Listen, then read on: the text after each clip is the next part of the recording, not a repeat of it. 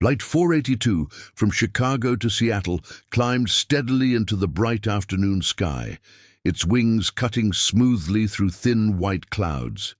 Inside the cabin, everything felt ordinary, almost peaceful. The engines produced a deep, steady hum that blended with the quiet conversations of passengers settling into their seats. A businessman near the front opened his laptop to finish a report. A young couple whispered excitedly about their vacation plans. Across the aisle, a mother carefully adjusted a blanket over her sleeping child.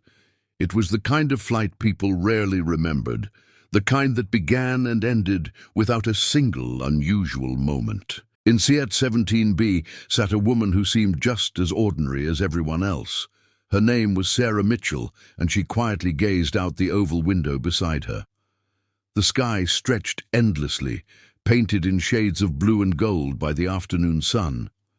To the passengers around she looked like any traveler heading home after a long trip. She wore a simple jacket and kept a small backpack beneath the seat in front of her. Her posture was calm, but her eyes carried a depth that hinted at a life filled with experiences most people could hardly imagine.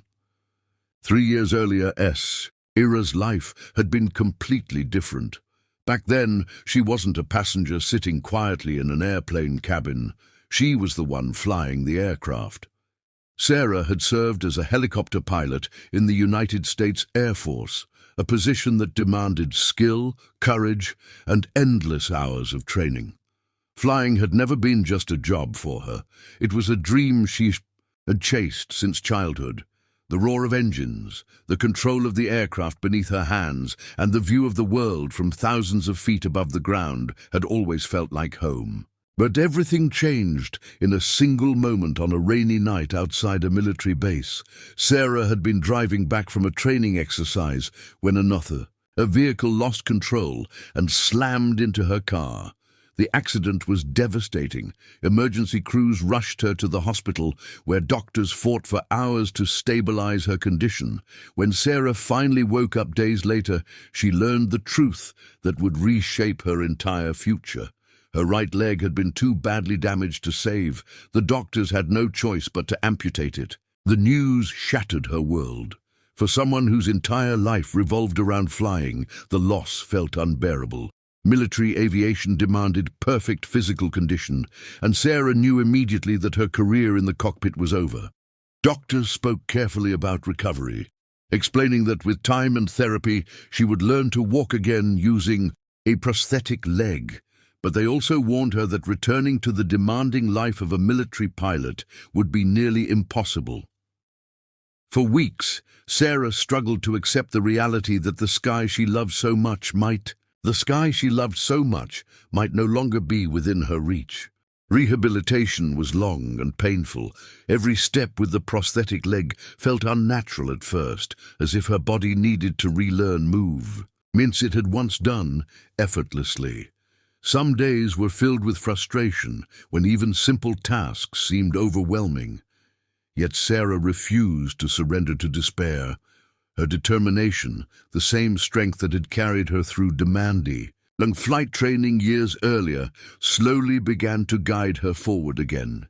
Step by step, she learned to walk confidently, proving to herself that losing part of her body did not mean losing her strength. Still, the emotional weight remained heavy. Sarah could walk again, but she no longer had the cockpit that once defined her life. The roar of helicopter blades, the feel of the controls beneath her hands, and the responsibility of guiding an aircraft through the sky had all disappeared. Friends and family tried to encourage her, reminding her that life held many other possibilities. But deep inside, Sarah felt as if a part of her identity had been left behind somewhere in the clouds she once flew through every day. Now, sitting quietly in seat 17B, Sarah tried not to think too much about the past she had spent. In the last few years, rebuilding her life in small ways, finding new routines and new goals. Flying was no longer part of her daily existence, but the memories remained vivid. Sometimes, when she looked out of an airplane window, she could almost imagine herself back in the cockpit, guiding the aircraft through the sky with steady hands and calm focus. But those moments always faded quickly, replaced by the reality that she was simply another passenger among many. About an hour into the flight, the peaceful rhythm of the cabin began to shift. It started with something small, but noticeable. One of the flight attendants hurried past Sarah's row with an expression that seemed tense and distracted. Normally, the crew moved through the cabin with calm professionalism, greeting passengers with warm smiles. This time was different. The attendant's steps were quicker, almost rushed, and her eyes were fixed toward the cockpit door at the front of the aircraft. A few moments later, the seatbelt sign illuminated with a sharp chime.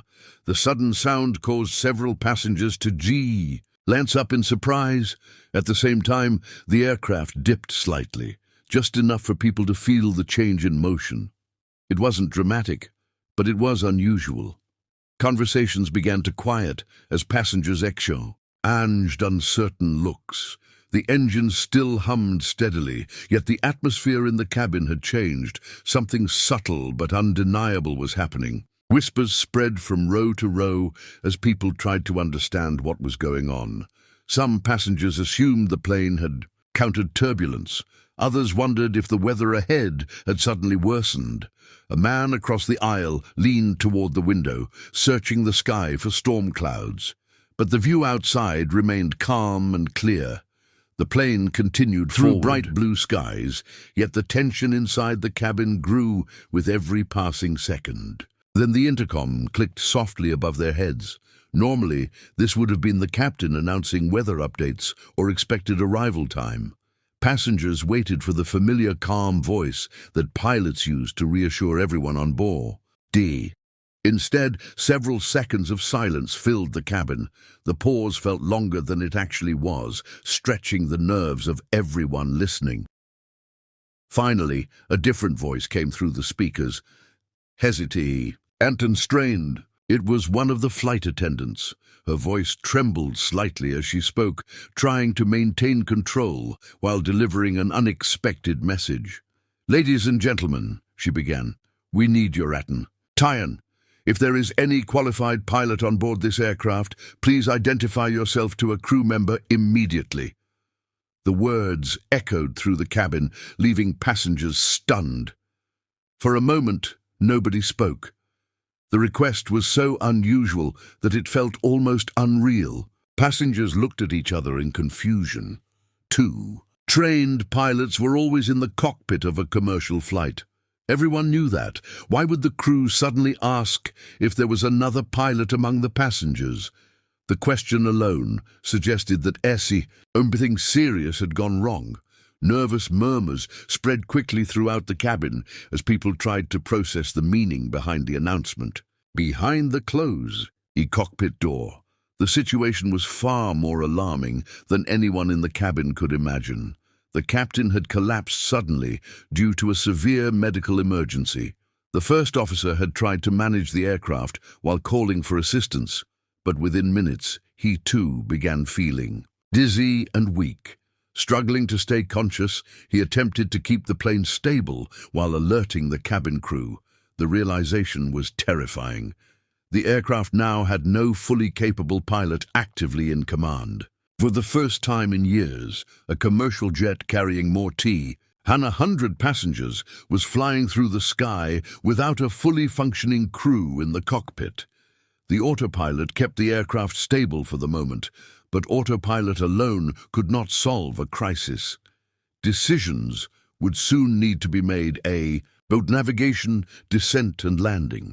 Without a trained pilot able to act quickly, the situation could become dangerous. Back in seat 17B, Sarah felt her body freeze as the announcement echoed in her mind. Her heart began to beat faster, the rhythm pounding in her chest. She understood immediately what the request meant. Years of Kenneth again, pulling her attention toward the cockpit door at the front of the plane. Training had taught her how critical a situation like this could become. Every instinct she had developed as a pilot suddenly aware, but another voice inside her resisted. Sarah had promised herself she would never return to a cockpit after the accident that ended her career.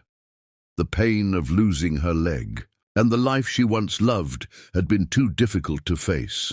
For 3 years she had tried to move forward, leaving the world of aviation behind.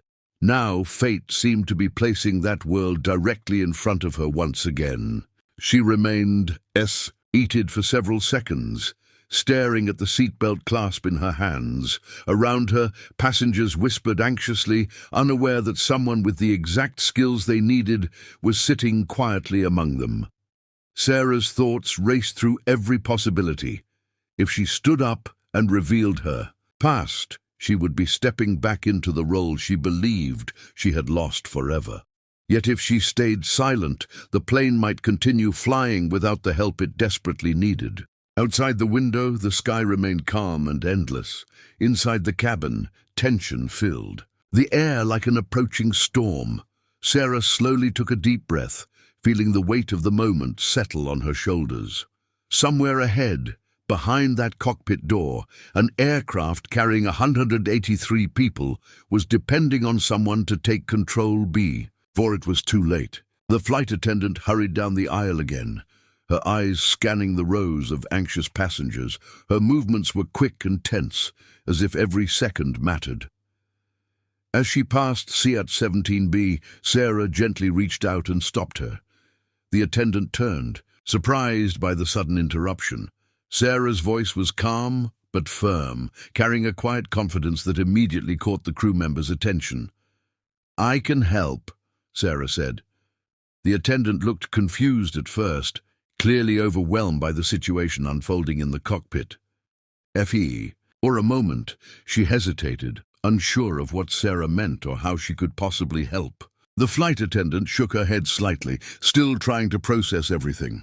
"Ma'am," she replied nervously, "we need a pilot."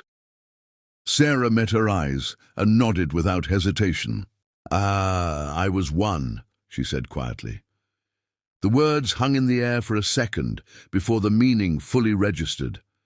The attendant's expression changed instantly, shifting from confusion to urgent hope. There was no time to question or doubt her claim. The situation in the cockpit was becoming more serious with every passing moment. Within seconds, the attendant called another crew member, and together they quickly guided Sarah toward the front of the aircraft. Passengers watched in silence as Sarah was escorted down the aisle. Some wondered how she was and why the